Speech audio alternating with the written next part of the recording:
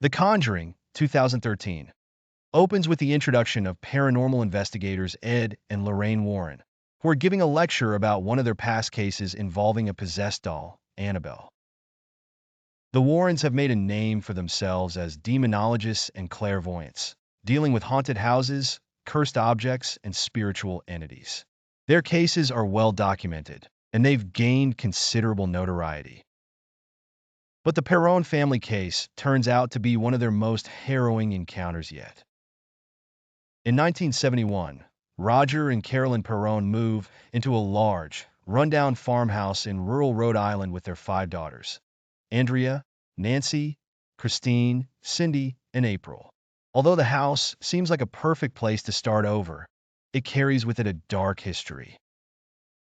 As the family settles into their new home, it doesn't take long for strange things to happen. Initially, these events seem relatively harmless, like the clock stopping at 3:07 a.m. every night, but they soon grow more sinister. The family dog, Sadie, refuses to enter the house and is later found dead in the backyard, which is the first major sign that something is wrong.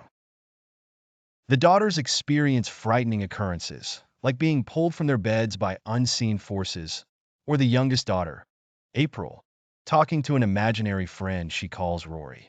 Cindy repeatedly sleepwalks and keeps bumping her head against a wardrobe. As the haunting becomes more intense, Carolyn wakes up with mysterious bruises, and she and Roger become more alarmed by the safety of their children. The final straw comes when Christine and Nancy experience a terrifying event in their bedroom. Christine sees a malevolent figure that only she can perceive, whispering threats in her ear. Desperate and fearful, Carolyn contacts Ed and Lorraine Warren, pleading for their help. Despite their busy schedule, the Warrens agree to visit the Perron home to investigate the haunting. When they arrive, Lorraine, who has psychic abilities, immediately senses a dark presence in the house.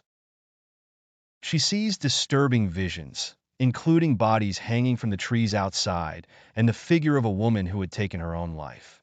Through research and interviews, the Warrens uncover the home's grim past. The land was once owned by Bathsheba Sherman, a woman accused of being a witch in the 19th century. According to legend, Bathsheba sacrificed her infant child to the devil and then hung herself, cursing the land and all who would live on it. Several other tragic events, such as drownings, suicides, and disappearances, have occurred on the property over the years, all linked to the malevolent force of Bathsheba. Lorraine realizes that Bathsheba's spirit is targeting Carolyn, attempting to possess her and use her to harm her own children, just as Bathsheba had killed her own child.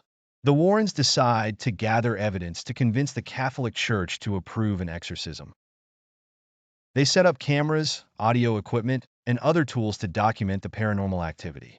As they conduct their investigation, they capture eerie footage of objects moving on their own, doors slamming, and disembodied voices echoing throughout the house.